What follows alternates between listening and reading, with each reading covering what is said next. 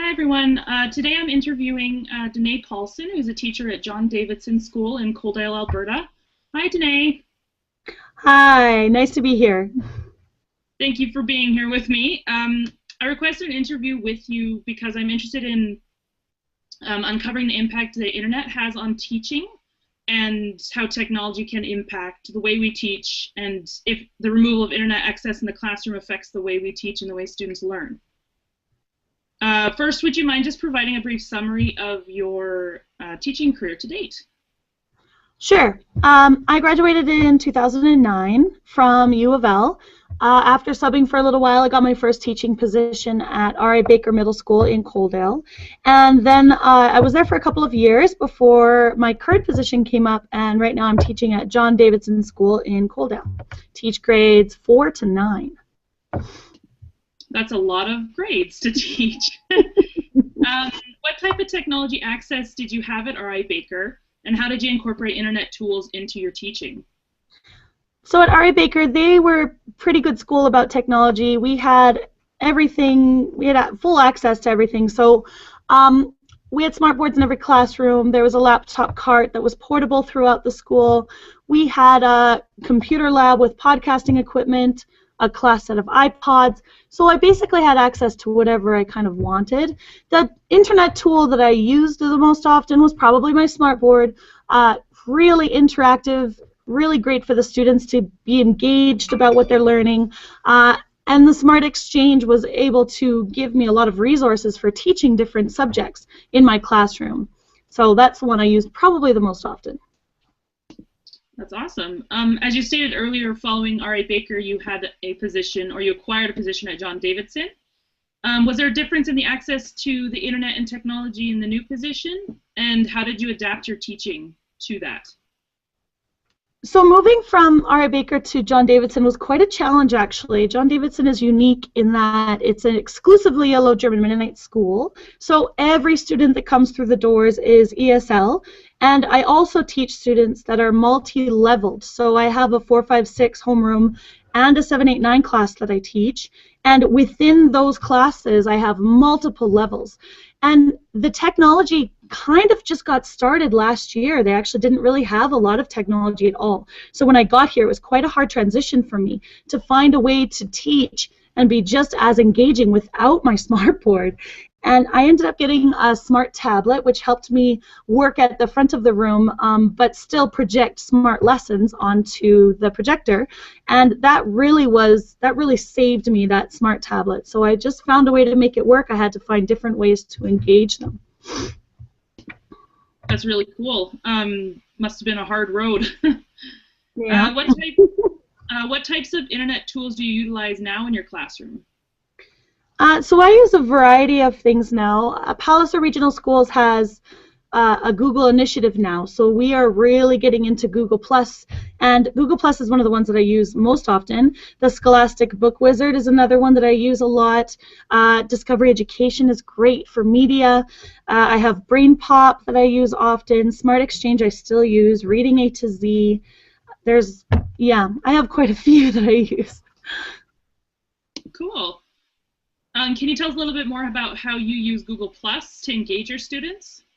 Sure. Google Plus I find is a really fantastic tool in the classroom because it has Google Docs really saves me as far as allowing the students access to the internet to engage their learning. But because the learning curve is so steep, we just got the Chromebooks. They're not really used to using the internet or a laptop. So it's easiest for me to use Google Docs to share links with the students on my computer that they can access on theirs. And they all have a login and I can share documents with them. And then instead of them having to put the address into the Omnibar, it's really easy for them to go in and click to the link. And we're starting to build the knowledge now, so they're getting a little bit braver as far as using Google and things like that. But Google Docs has really saved my life as a teacher in this population of students.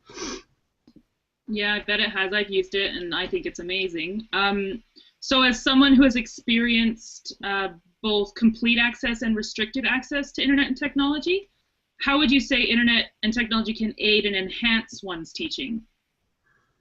Oh, I don't know how people teach without it. I think back to 20 years ago, and I'm like, how did you do that? Two words come to mind. The first is resources.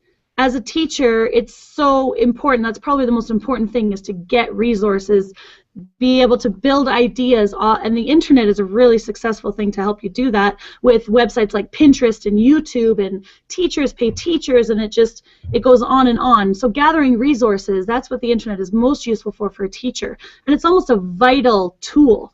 And the other word that comes to mind is engagement. Students need to be able to engage more than one pathway of learning in order to absorb information. So when you're using technology, you're engaging the visual pathway, you're engaging the auditory pathway, most likely you're doing something kinesthetic, so it allows the students to be engaged in their learning in such a way that they can really absorb what you need them to absorb.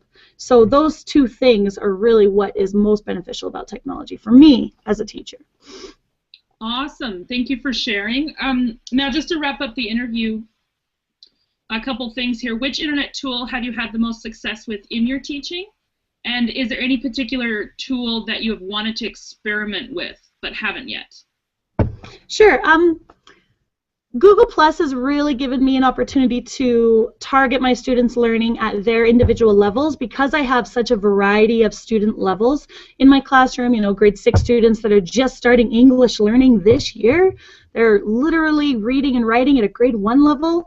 The Google App Store allows me to download apps onto each student laptop that can really target them at their level and allow them to progress. And that's really Google Plus, the Google Docs that I mentioned earlier.